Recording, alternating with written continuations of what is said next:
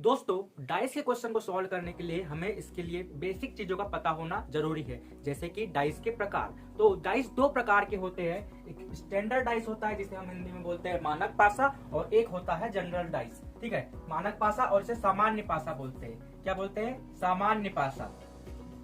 अब हमेशा यह हम कंफ्यूज हो जाते हैं कि स्टैंडर्ड और जनरल डाइस में डिफरेंस क्या है। तो आज सबसे पहले हम इसे क्लियर करेंगे कि इन दोनों पासों में क्या डिफरेंस होता है। तो सबसे पहले अगर जनरल डाइस की बात करते हैं तो इसमें किन्हीं दो एडजेसेंट फेस के जो नंबर होंगे उनका सम क्या होगा? 7 होगा।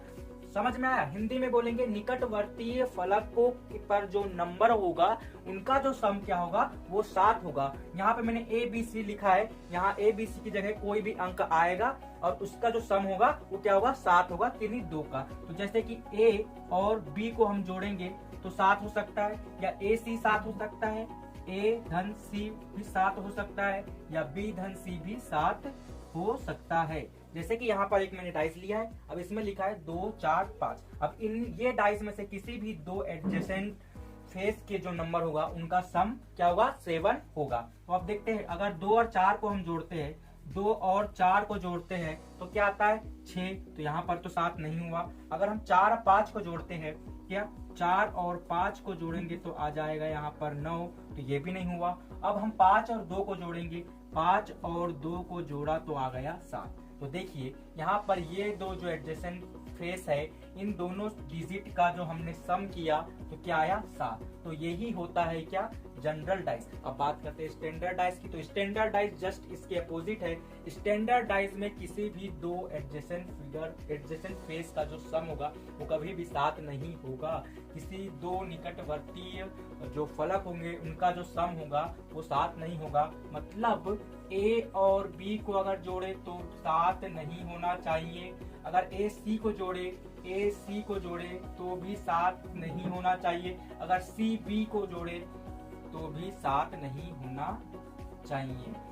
ए बी सी की जगह कोई भी एक डिजिट हो सकती है 1 से 6 तक लगाकर। जैसे एग्जांपल देखिए यहाँ पर, अगर हम 1 और 4 को जोड़ते हैं, 1 और 4 को जोड़ते हैं तो हमें क्या मिलेगा?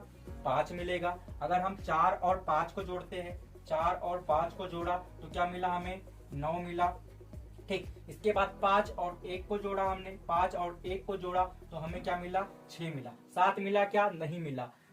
तो स्टैंडर्ड डाइस है, उसमें जो निकटवर्तीय फलक होंगे उसका सम हमेशा 7, कभी भी 7 नहीं होगा। और इस पासे में जो अपोजिट फेस के जो नंबर होंगे उसका सम 7 होगा। मतलब अगर यहाँ ए है, ए की जो अपोजिट में होगा जो फेस उसका नंबर वो क्या होगा? उस दोनों का सम 7 होगा। जैसे एक के जो अपोजिट में जो फेस होगा उल्टे में, तो उसका दोनों का सम क्या होगा? 7 होगा। तो क्वेश्चन यही पूछा जाएगा। क्या पूछा जाता है क्वेश्चन में कि एक के अपोजिट फेस पे कौन सा नंबर होगा? तो हम देखते हैं कि ये यहाँ पे कोई भी एडजेसेंट फेस पर जो डिजिट है उसका सम 7 नहीं हो रहा है तो एक स्टैंडर्ड डाइस है। और स्टैंडर्ड डाइस में हमेशा अपोजिट फेस के नंबरों का सम क्या होता है? 7 होता है। तो यहाँ पर अगर एक का पूछा है हमसे, ठीक है, क्या एक के अपोजिट क्या होगा? तो एक में क्या जोड़ेंगे हम तो 7 आएगा।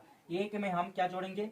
6 जोड़ेंगे तो 7 आएगा। मतलब एक के अपोजिट पे क्या होगा? 6 होगा। अगर 4 का पूछ लिया हमसे तो सिंपल है, 4 में हम ऐसा क्या जोड़े कि 7 आए? तो क्या आएगा? यहाँ पे 3 आ जाएगा। 7 में अगर हम 3 जोड़ेंगे तो 7 आ जाएगा।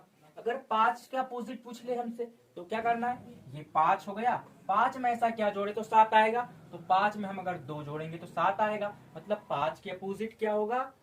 2 होगा। तो ये हो गए स्टैंडर्ड डाइस और इस पर आधारित प्रश्न। और जनरल डाइस क्या होता है? इसमें अपोजिट फेस का जो होगा वो सम उसका 7 नहीं होगा। 2 के अपोजिट जो होगा उसका सम 7 नहीं होगा, 5 के अपोजिट पे भी नहीं होगा ना, 4 के अपोजिट फेस पे जो डिजिट होगी उसका भी सम 7 नहीं होगा। और किन्हीं दो एडजेसेंट फेस के जो डिजिट होंगे उनका सम 7 होगा। अब अगर हमसे पूछ ले कि 2 के अपोजिट पे क्या होगा, तो 2 के अपोजिट पे क्या क्या हो सकता है? 2 के अपोजिट पर 3 भी हो सकता है, 1 भी हो सकता है, और बचा क्या? 6 भी हो सकता है।